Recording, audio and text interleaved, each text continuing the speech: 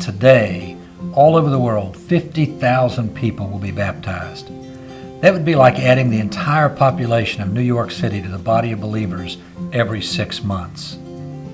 You have to wonder, how will they grow in their faith? Who is shepherding them? Who is teaching them about the Christian life? To bring 50,000 people along in their faith journey would require about 1,000 additional pastors to answer the call to ministry every day.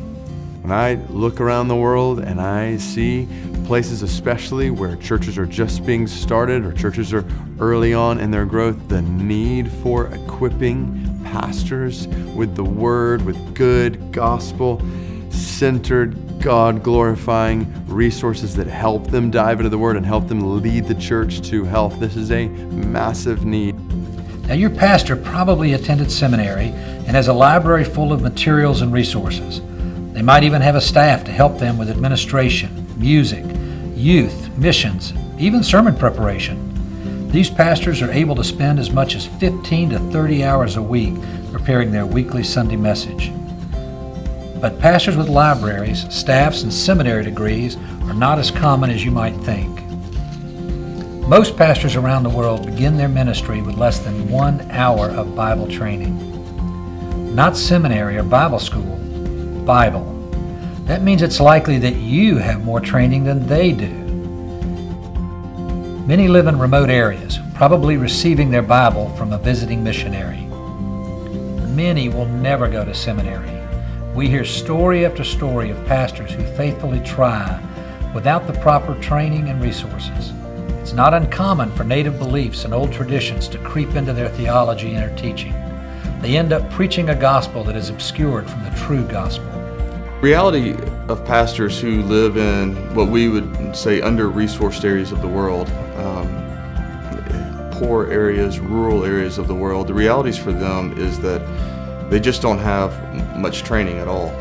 In a small little church in El Salvador, and I was standing behind this guy's makeshift podium, and I saw a piece of paper, and in Spanish it had Juan on it, meaning John.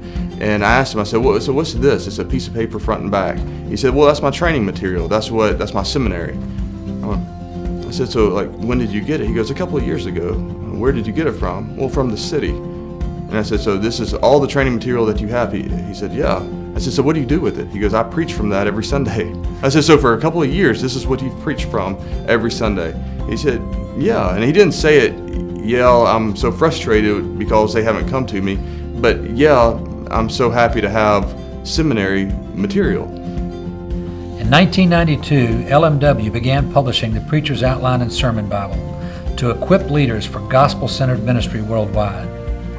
By presenting the Bible in a clear and understandable way, pastors using these books gain the insight and understanding of God's Word to minister effectively. As the books got into the hands of Christian leaders, pastors from every corner of the world began to ask LMW for additional books and access to training. People like you have been the catalyst for beginning the translation of these resources into 20 different languages and deploying them to 175 countries, from India to Russia to South America.